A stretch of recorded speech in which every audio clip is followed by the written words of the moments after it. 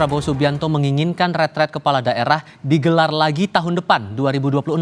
Retret kedua ini akan khusus mengevaluasi kinerja para kepala daerah dalam 1 tahun kepemimpinan mereka. Wakil Menteri Dalam Negeri Bima Arya Sugiharto mengatakan secara spesifik retret yang akan digelar tahun depan fokus pada target dan pencapaian 503 kepala daerah yang telah dilantik pada 20 Februari lalu. Bima menambahkan Presiden Prabowo meminta adanya evaluasi karena ada banyak program kerja yang harus dilakukan pemerintah pusat dan daerah. Misalnya, program swasembada pangan dan beragam target Astacita yang telah disusun pemerintah pusat.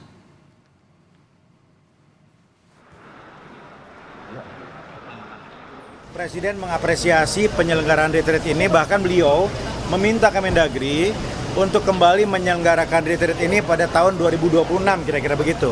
Ya, supaya mengevaluasi target-target yang beliau berikan. Ya, kata beliau supaya kita semua jangan omon-omon saja. Supaya terbukti bahwa Presiden tidak omon-omon kepada tidak omon-omon, maka 2026 kita targetkan ada retreat lagi, mengevaluasi lagi semua angka-angka dan capaian-capaian tadi.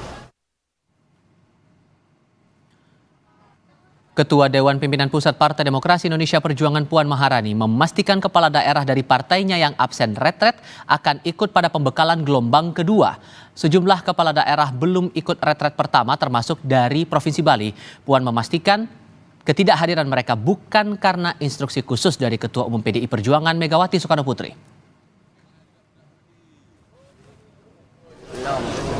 Memang ada arahan khusus dari Bu Mega atau seperti apa? Nggak ada. Tidak ada. Tapi bisa dipastikan gelombang kedua bakal hadir ya Bu ya? Insya Allah, pasti insya Allah. Ya. Terima kasih. Di sisi lain, juru bicara PDI Perjuangan Guntur Romli mengatakan kehadiran Puan Maharani dalam penutupan retret karena kapasitasnya sebagai Ketua DPR RI sekaligus mewakili Megawati Soekarno Putri sebagai Presiden kelima RI. Namun ia menegaskan kehadiran Puan bukan sinyal partai akan merapat ke pemerintahan. Kami tegaskan bahwa sampai saat ini posisi PDI Perjuangan berada di luar pemerintahan. Sesuai dengan rekomendasi Rakernas kelima PDI Perjuangan bulan Mei tahun 2024, bahwa posisi PDI Perjuangan berada di luar pemerintahan untuk membangun kekuatan penyeimbang dan juga untuk menjaga check and balances dan menjaga demokrasi. Presiden Prabowo Subianto, Presiden ke-6 Susilo Bambang Yudhoyono, dan Presiden ke-7 Joko Widodo menunjukkan keakraban di retret kepala daerah. Mereka naik mobil maung bersama di Parade Senja. Sementara satu mobil maung lain diisi oleh Ketua MPR Ahmad Muzani, Ketua DPR Puan Maharani, dan Ketua DPD Sultan Bakhtiar Najamuddin.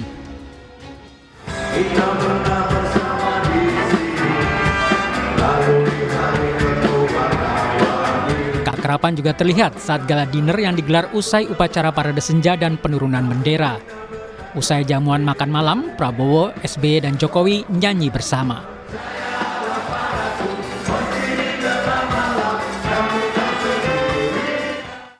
Ketua DPR sekaligus Ketua DPP PDI Perjuangan Puan Maharani mengunggah di akun Instagramnya momen saat naik mobil maung untuk inspeksi pasukan, hingga foto-foto bersama Presiden Prabowo Subianto, Presiden ke-7 Joko Widodo, dan Presiden ke-8 Susilo Bambang Yudhoyono. Puan pun menulis, "Jangan kita lupakan demi tujuan kita, bahwa para pemimpin berasal dari rakyat dan bukan berada di atas rakyat."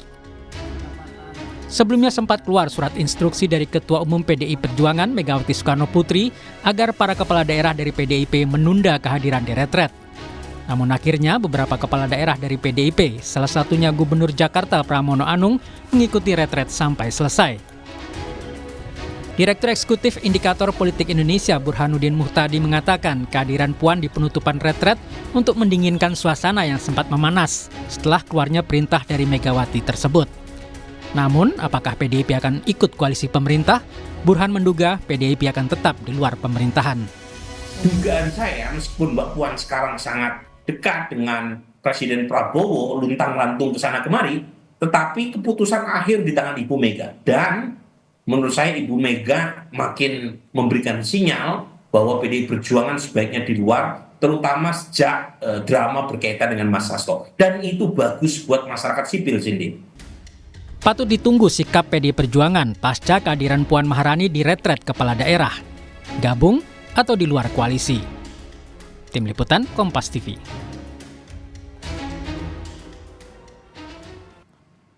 Sebelum acara retret, Presiden ke-7 Joko Widodo sempat bertemu Ketua DPR RI Puan Maharani dalam peluncuran BPI Danantara pada Senin lalu. Saat pertemuan, Jokowi sempat menanyakan kabar Ketua Umum PDI Perjuangan Megawati Soekarno Putri. Ia mengaku dirinya berteman baik dengan Puan, ia pun mengaku saling sapa dan bicara jika bertemu Puan. Meski begitu, Jokowi mengaku tidak ada pembicaraan khusus karena pertemuannya sangat singkat. Mungkin masa bahas. Ya saya itu kan berkawan baik, berteman baik dengan Mbak Puan Maharani. Kalau ketemu saling menyapa dan saling berbicara kan ya wajar-wajar saja. Nggak ada yang dibicarakan, ketemu hanya nggak ada 1 menit aja nggak ada.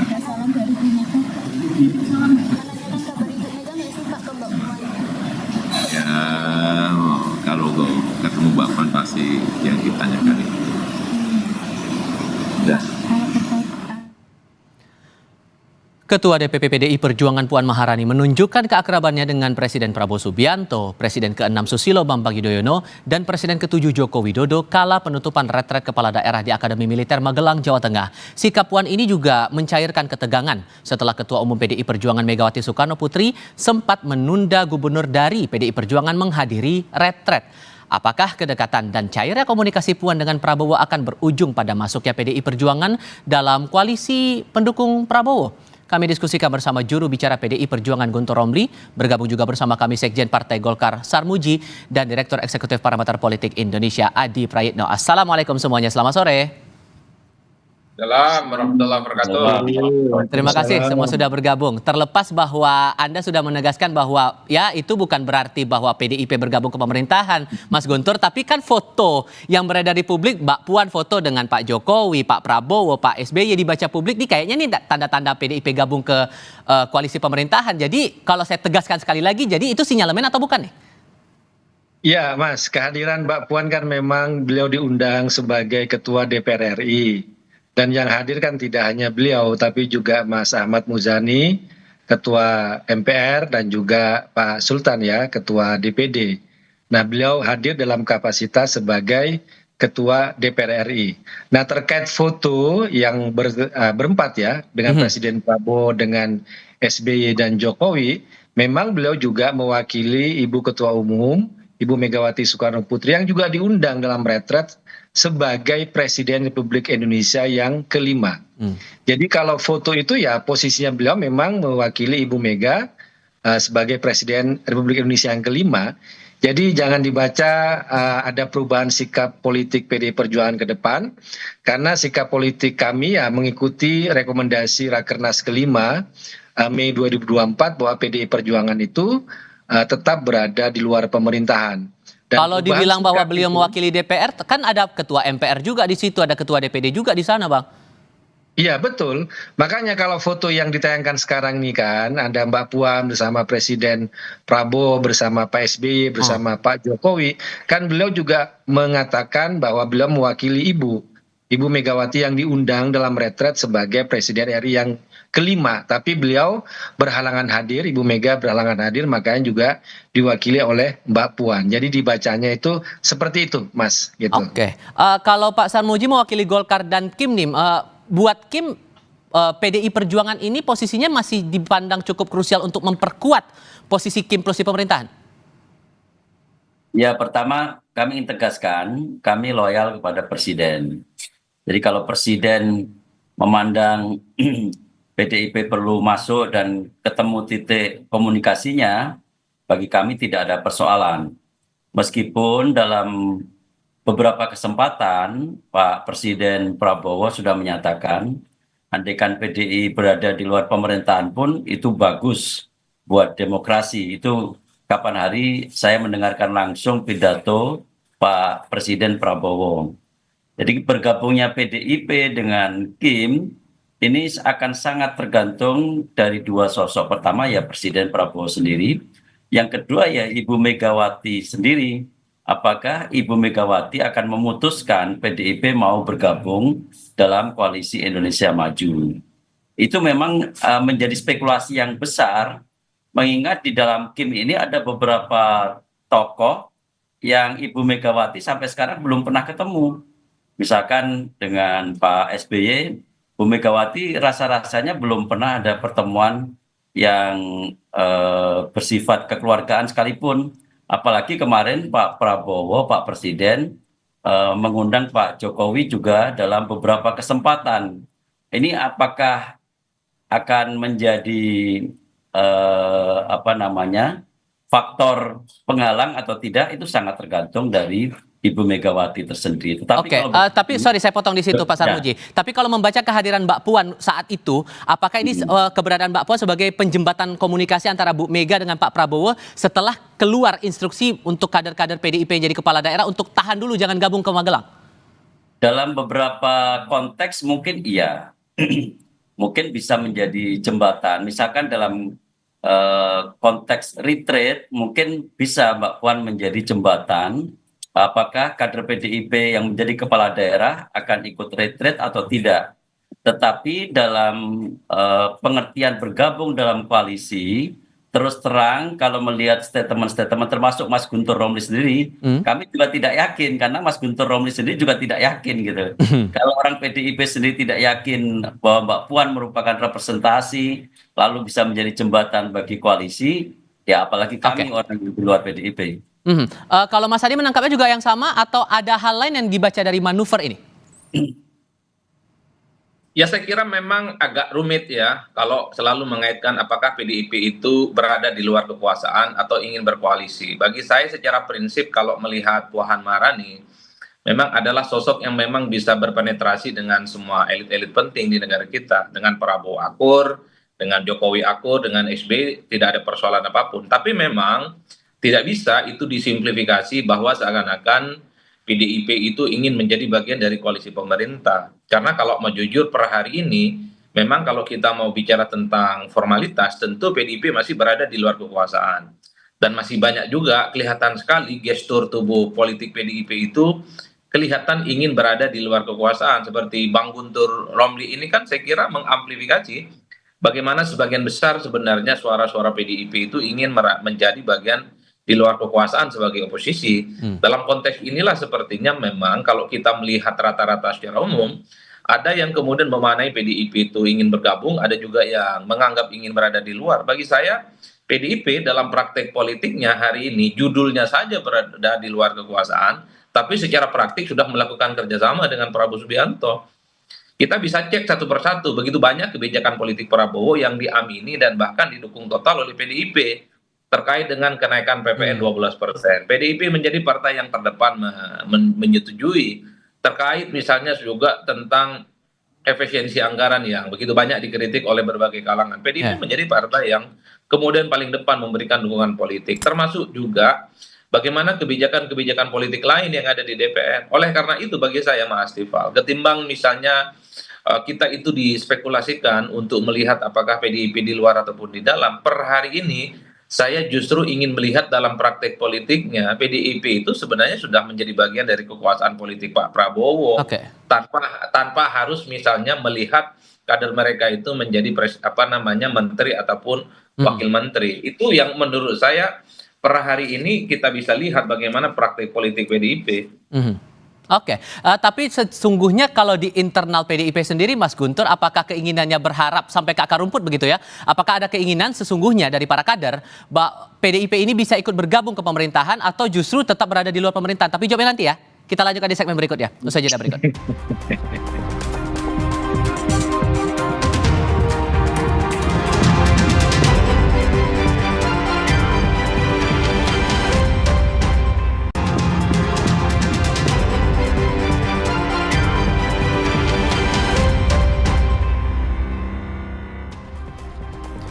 Mas Guntur begini, melihat retret saja di retret pertama ini, kader PDIP ada yang datang, ada yang tidak begitu. Nah, ada yang membaca bahwa untuk urusan gabung atau tidaknya PDIP ke koalisi juga terpecah nih di internal. Benarkah demikian?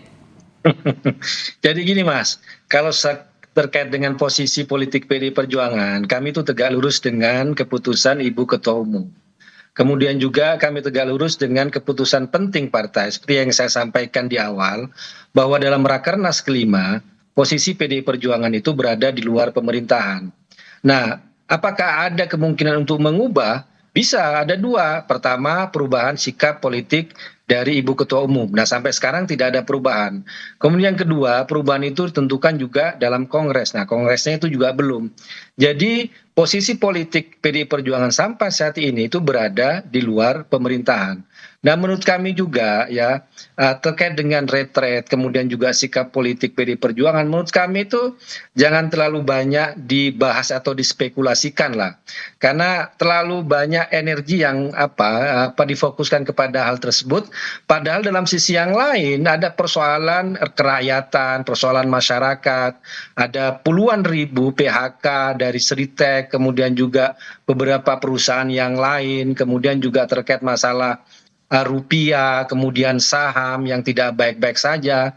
Jadi bagi kami inilah yang sebenarnya perlu kita waspadai. Maka dari itulah sikap PDI Perjuangan sampai saat ini berada di luar pemerintahan untuk memberikan pemikiran-pemikiran alternatif, untuk memberikan kewaspadaan ya kepada pemerintah. Ada loh gejolak-gejolak di masyarakat yang harus ditangani secara serius, daripada ya masalah karaoke bersama, masalah retret. Kalau kami melihat itu udah selesai lah itulah. Dan sikap politik PDI Perjuangan pun sampai sekarang juga tidak ada perubahan sama sekali, begitu Mas. Oke, kalau Mas Adi nih menangkapnya atau membacanya nih langkah Mbak Puan ketemu di retret bersama dengan 3 tokoh itu tadi, apakah ada arahan dari Bu Mega atau justru ini manuver pribadi Mbak Puan sendiri? Ya, saya kira memang agak sulit ya memisahkan Puan Maharani hanya sebatas ketua DPR dengan posisinya yang cukup dekat dengan pimpinan tunggal di PDIP, Megawati Soekarno Putri. Jadi tidak mengherankan kalau sebenarnya kehadiran Puan di berbagai tempat, entah itu waktu launching dan antara ataupun waktu retret kemarin, itu dianggap dua hal sekaligus. Pertama dianggap sebagai mewakili kepentingan DPR karena beliau itu adalah ketua DPR, dan yang kedua adalah mewakili sikap politik PDIP.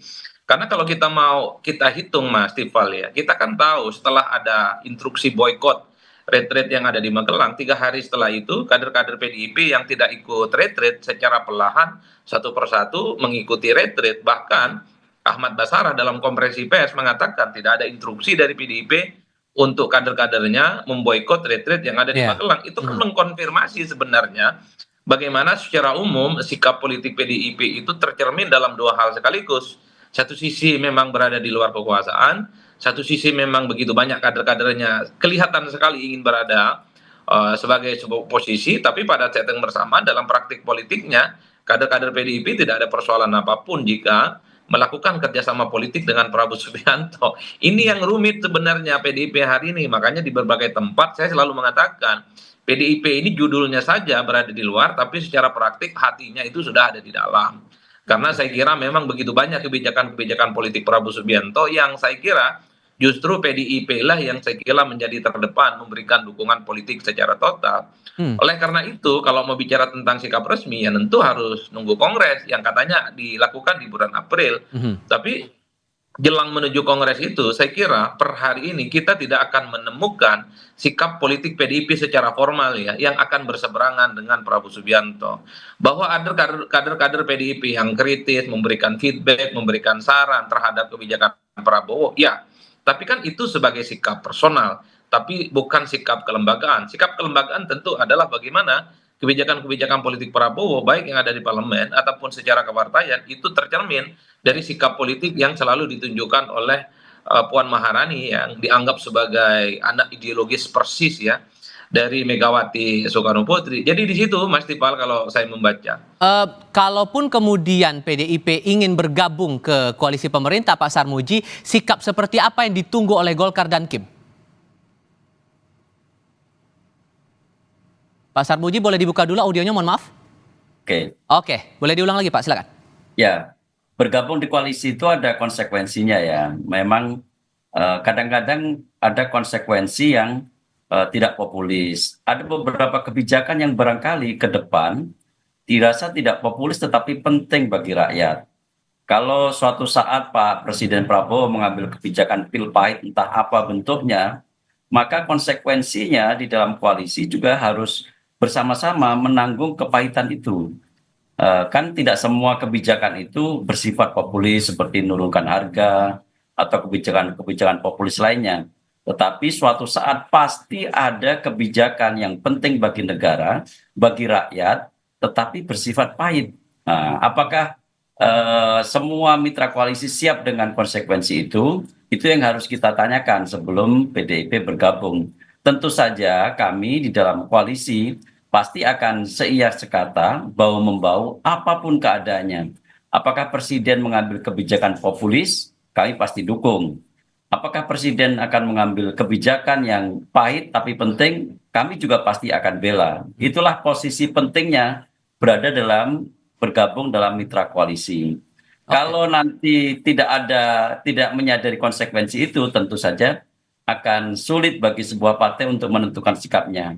Bisa jadi ada partai tertentu yang menunggu apakah dalam hitungan-hitungan politik, apakah bergabung dalam koalisi pemerintahan baik bagi partainya dalam pengertian elektoral atau tidak. Itu barangkali yang masih dalam hitung-hitungan politiknya.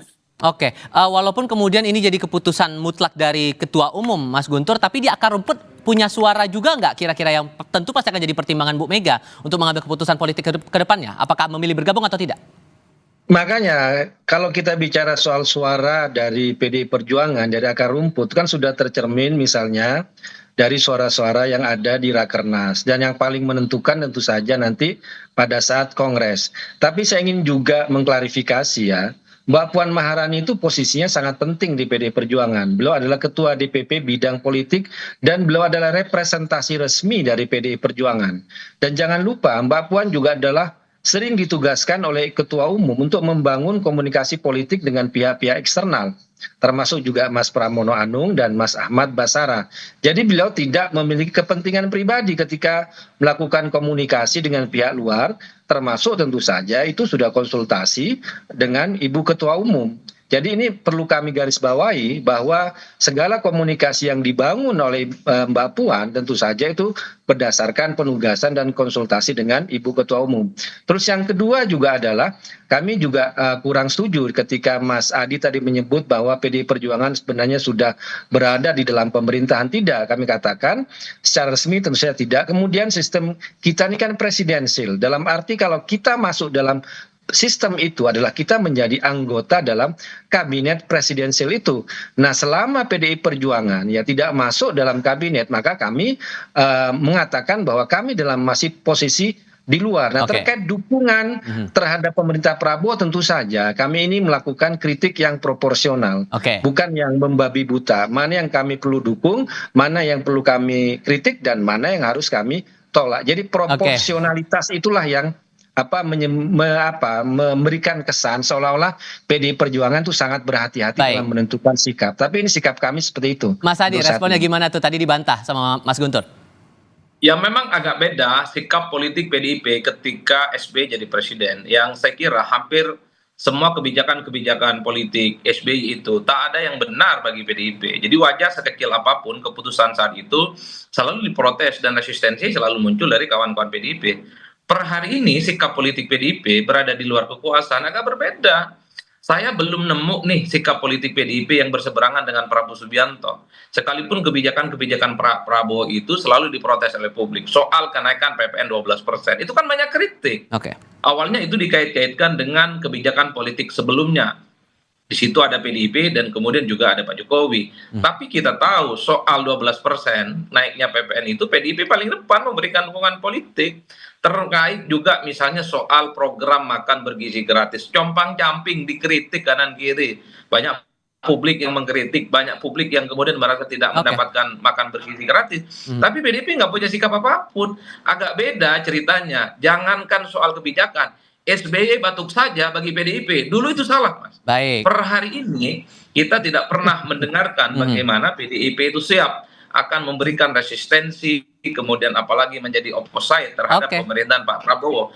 Yang menjadi kunci bagi saya sebenarnya PDIP nggak ada persoalan dengan Prabowo. Yang menjadi persoalan bagi PDIP hanya dengan Jokowi kok. Kalau Jokowi dengan Pak Prabowo ini berjauhan, sepertinya PDIP boleh juga itu ahlan wa sahlan dengan pemerintahan saat ini. Baik, Pak Sarmuji, Mas Guntur, Mas Adi, terima kasih banyak sudah mau berbagi pandangan dan diskusi bersama kami. Assalamualaikum, selamat sore semuanya. Waalaikumsalam.